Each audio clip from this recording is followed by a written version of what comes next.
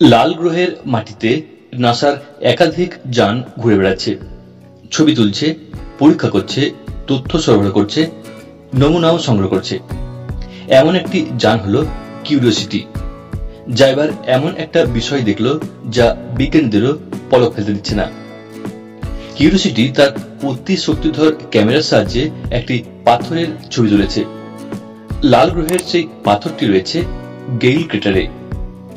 লাল গ্রহ মানেই তো পাথর আর পাথর, তাহলে এটি আলাদা কেন? আলাদা এজন্য যে পাথরটির উপর দেখা গেছে একটি প্রবালের ছাপ।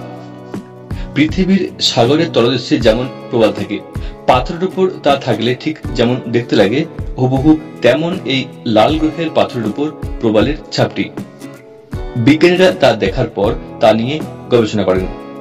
প্রাথমিকভাবে নাসার বিজ্ঞানীরা এই সিদ্ধান্তে এসেছেন যে এটি লাল গ্রহে ৭৭ কোটি বছর আগে তৈরি হয়েছিল সেই সময় যখন মঙ্গল গ্রহে প্রচুর জল ছিল। সেই সময় জলে দ্রবীভূত হওয়া নানা খনিজ জলের তলায় থাকা পাথরের খাঁজে খাঁজে জমা হয়ে যায়।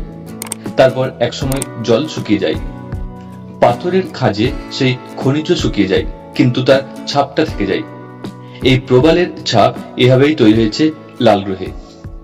ওই পাথর যে একসময় জলের তলায় ছিল তারও নিদর্শন পেয়েছেন বিজ্ঞানীরা।